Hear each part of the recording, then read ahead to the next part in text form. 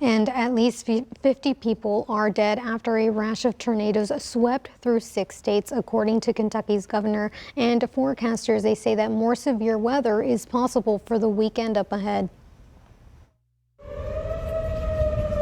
Dozens of tornadoes leave a path of destruction this weekend.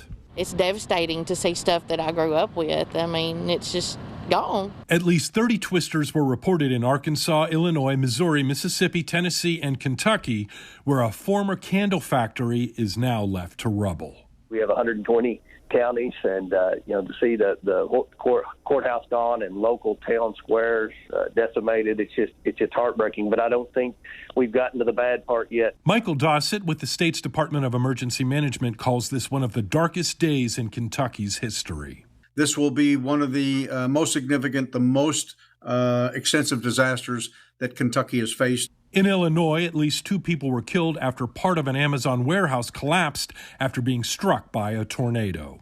Yeah, it was lightning bad. We lost power for about 2 hours now, and then my phone died. So it's like I have no idea to get a hold of him. I have no idea what's going on, and we're just worried sick. We just want to know if he's okay. As crews work to rescue people trapped in the damage, forecasters say the line of storms is tracking from Ohio to Texas, and the threat of isolated tornadoes still exists.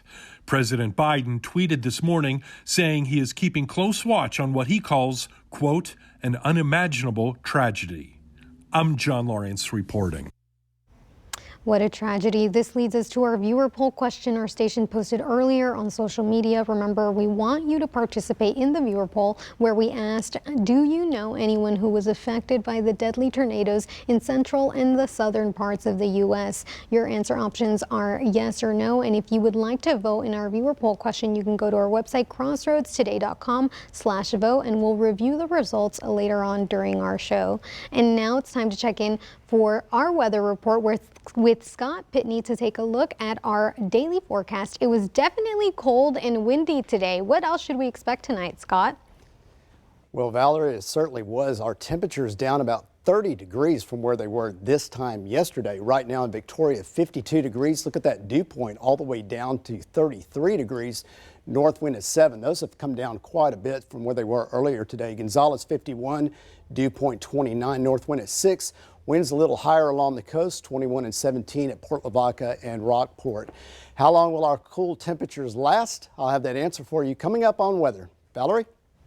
Thanks for that report, Scott. And now let's go ahead and go on to our viewer poll question. Remember, we asked, do you know anyone who was affected by the deadly tornadoes in central and southern U.S.?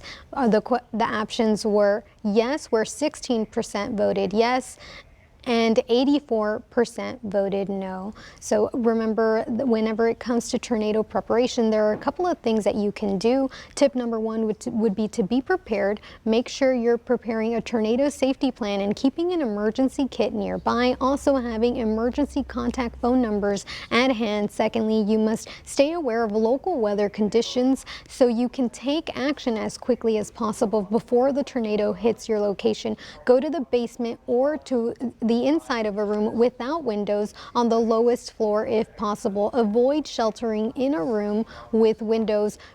For added protection, get underneath something sturdy, and that could be a blanket, a sleeping bag, or a mattress. Make sure to protect your head with anything available, and experts do say do not stay in a mobile home if possible.